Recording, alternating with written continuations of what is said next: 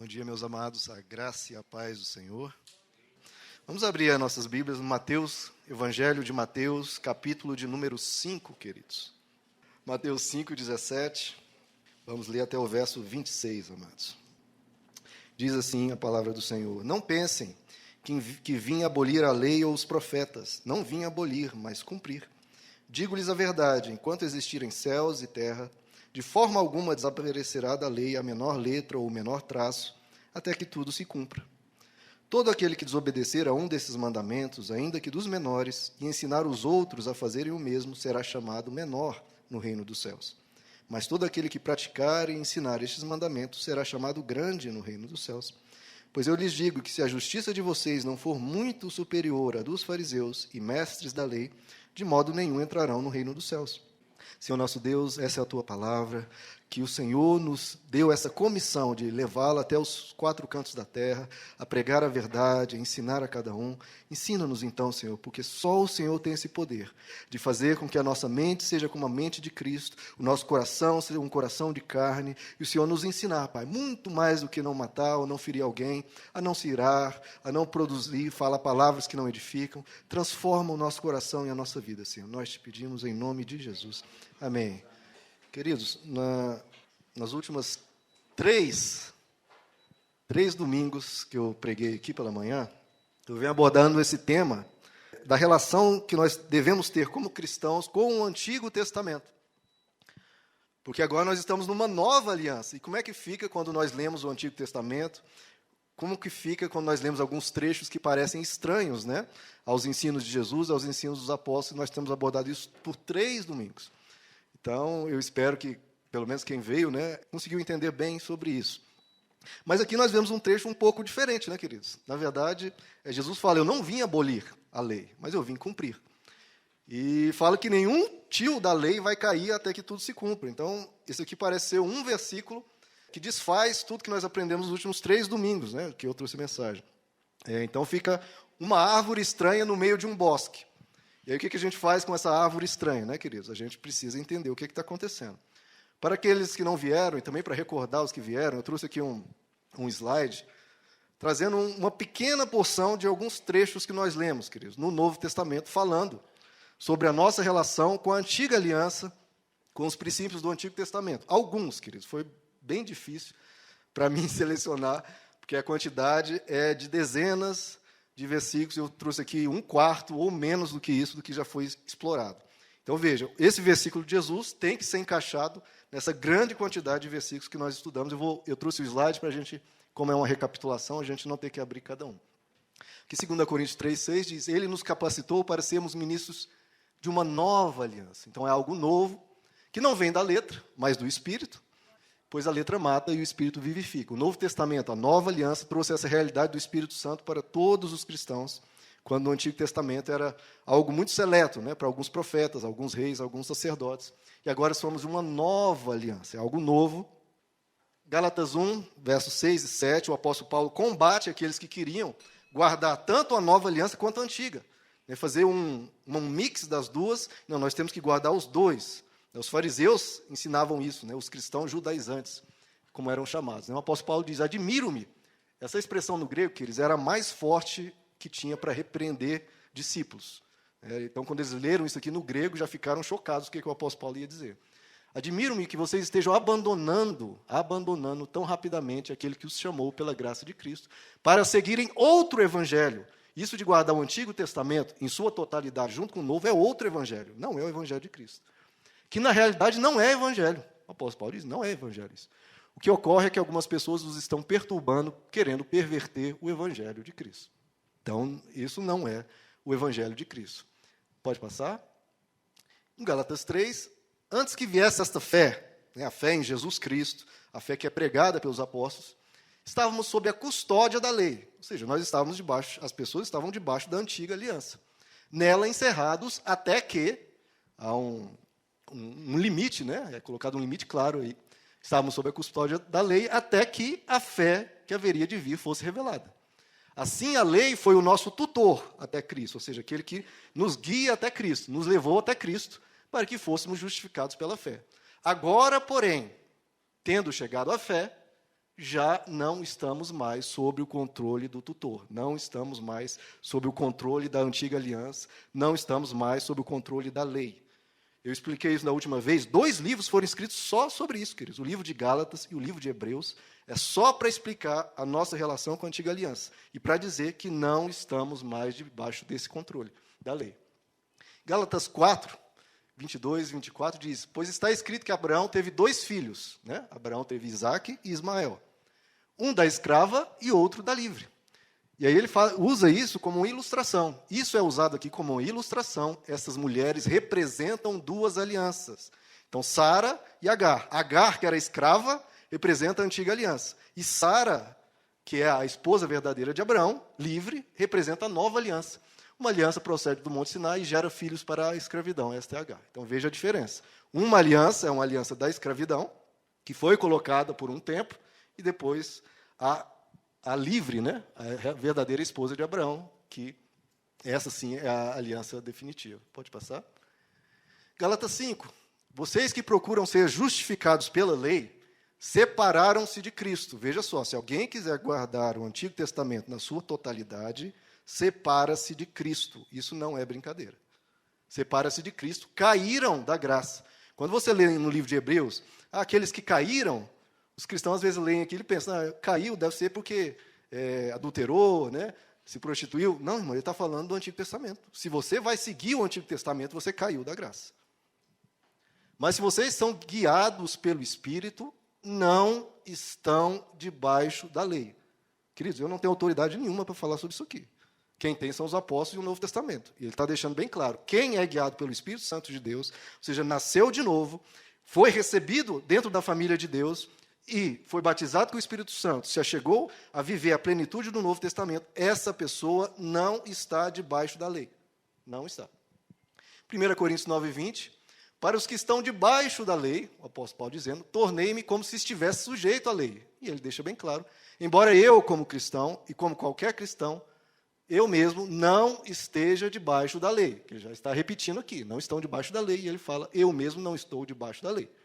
Mas ele se fez de debaixo da lei a fim de ganhar os que estão debaixo da lei. Né? Ele se fez de fraco para ganhar os fracos, etc.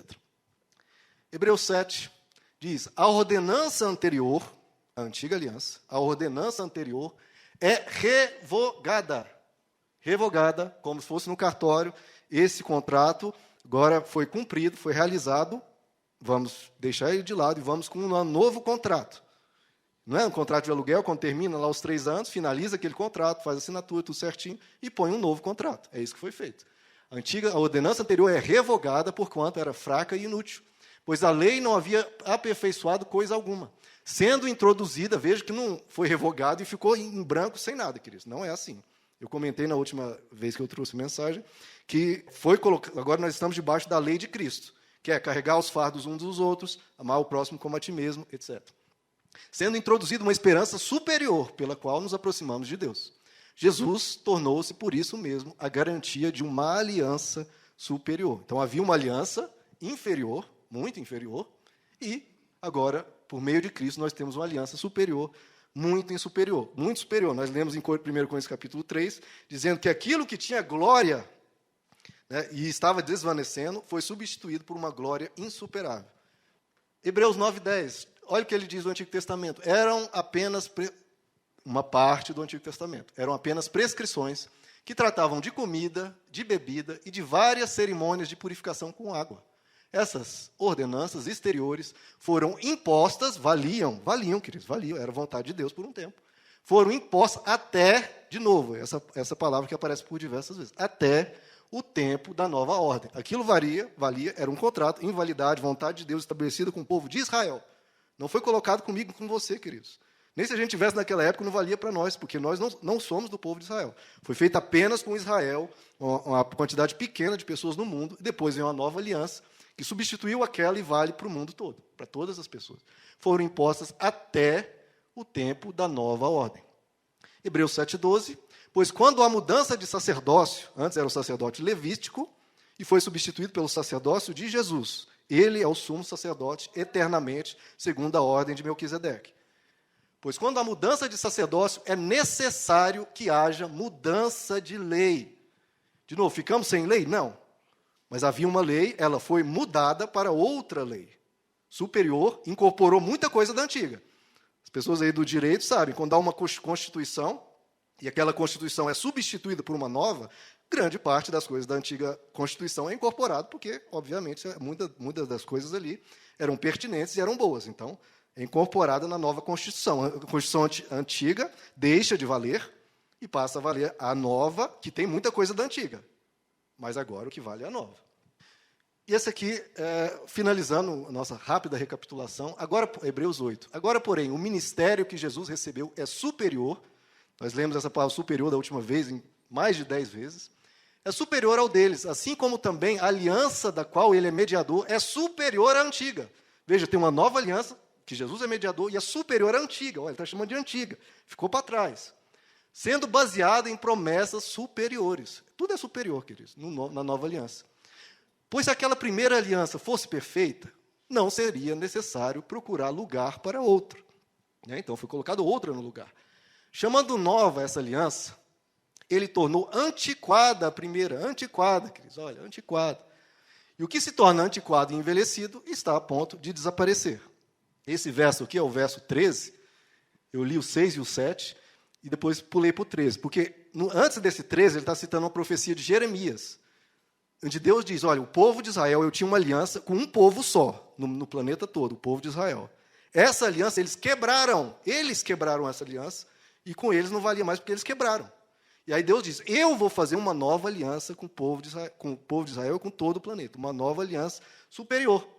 E aí o autor de Hebreus diz, quando Deus, profetizando através de Jeremias, 400, 500 anos antes de Cristo, chamou a próxima aliança de nova, e já 500 anos antes de Cristo já estava dizendo que aquela já estava a ponto de desaparecer. Isso aqui não estava falando na época de Hebreus, estava falando isso aqui em relação à profecia de Jeremias. No tempo de Jeremias, ela já estava envelhecendo e a ponto de desaparecer, como desapareceu. Então, o que Jesus quis dizer, queridos? Lá em Mateus 5, eu não vim abolir a lei. Né? Parece diferente de tudo isso aqui que a gente está lendo. Eu não vim abolir. Mas o que Jesus está dizendo ali, queridos? Se você for olhar no grego, ali, a palavra que ele usa não é esse termo jurídico. Não, mas antes, vou ler 2 versículos novos. Romanos 10, capítulo 4. Romanos 10, verso 4, queridos. Esses aqui são novos, tá? Não vêm das mensagens anteriores. Romanos 10, verso 4. Para dizer que mesmo nas últimas 3 mensagens, eu ainda fiz um. Não peguei todos os versículos que falam sobre isso. Eu vou pegar 2 de Romanos, que Romanos a gente não citou. Romanos 10, verso 4. Porque o fim da lei é Cristo, para a justificação de todo que crê. Então, o fim da lei é Cristo, queridos. Essa palavra fim aqui no grego é telos, que pode ter 2 traduções. Qualquer uma das 2 traduções serve para entender aqui. Quer dizer, o propósito da lei, o objetivo da lei era Cristo, nos levar até Cristo. Ou fim no sentido de finalizou mesmo, de acabar, de cessar. Valia até um tempo, chegou ao fim, e o fim da lei, o que colocou um fim na lei? Cristo. É por isso que diz que o escrito de dívida que havia contra nós, ele foi rasgado na cruz. Escrito de dívida que consistia de ordenanças, ou seja, as coisas do Antigo Testamento. Enfim, Romanos 7, queridos. Esse aqui o apóstolo Paulo deixa bem claro o que está acontecendo. O livro de Romanos não poderia deixar de falar sobre isso, né? Porque é um livro bastante completo do ensino do cristianismo. Romanos 7, verso 1, e aí eu explico o que Jesus queria dizer em Mateus 5. Romanos 7, meus irmãos, falo a vocês como pessoas que conhecem a lei. Aqui o apóstolo Paulo está escrevendo a judeus, né? Porque eles conheciam a lei.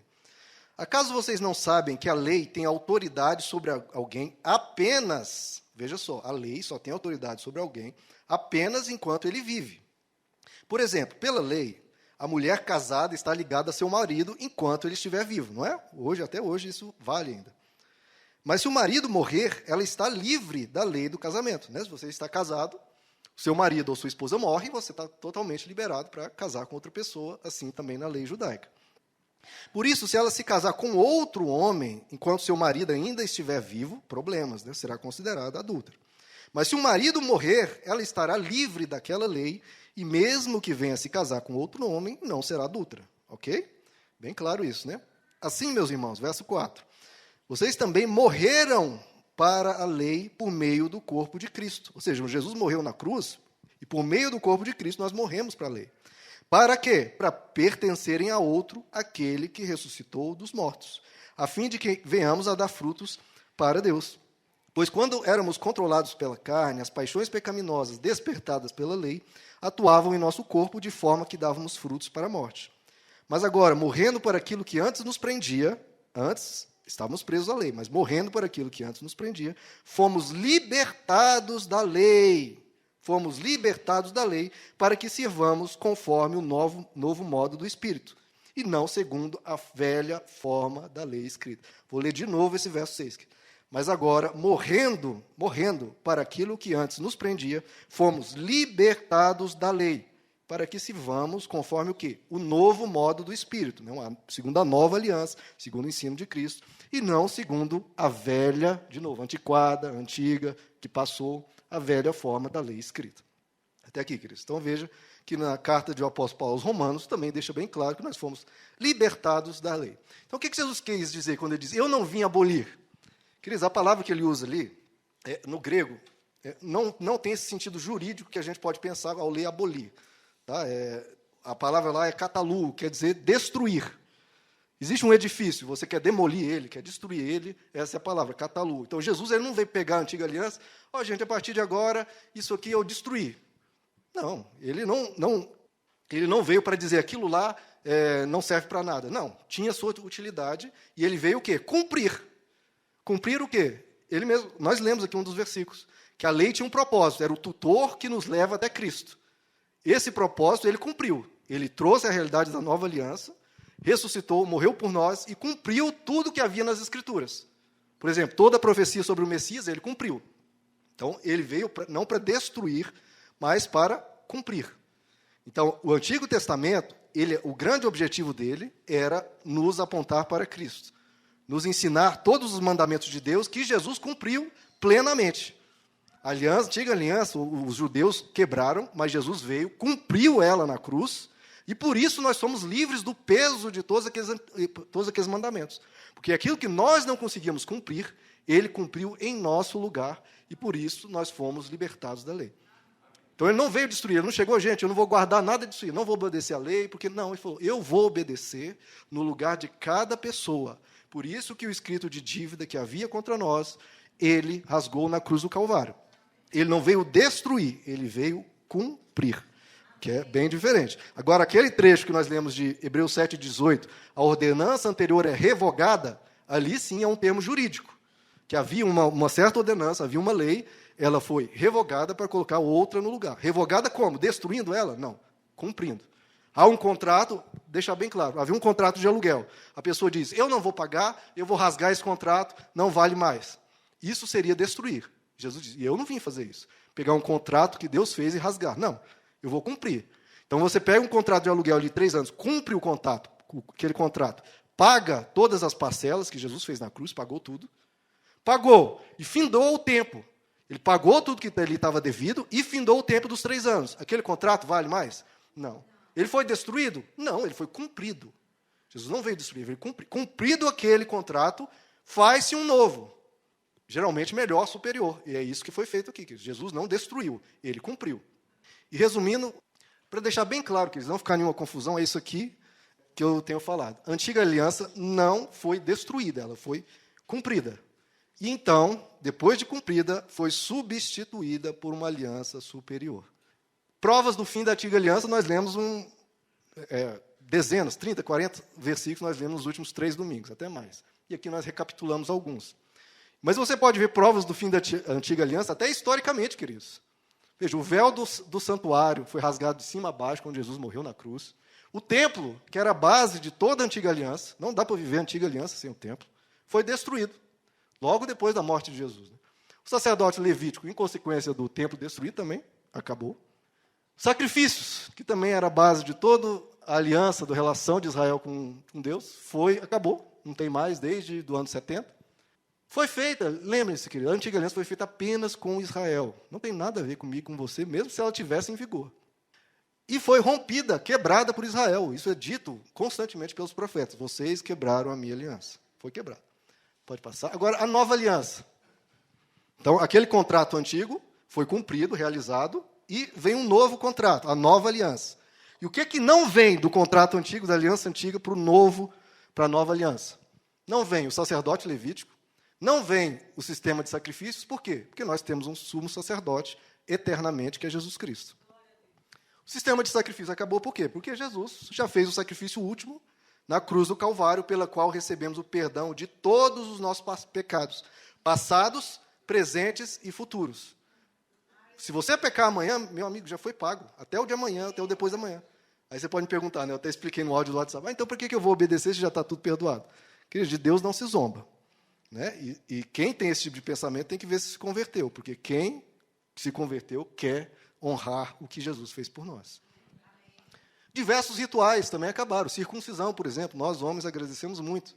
Somos livres disso. Circuncisão e diversos outros, né? De purificação com água. A dieta judaica também, a dieta kosher.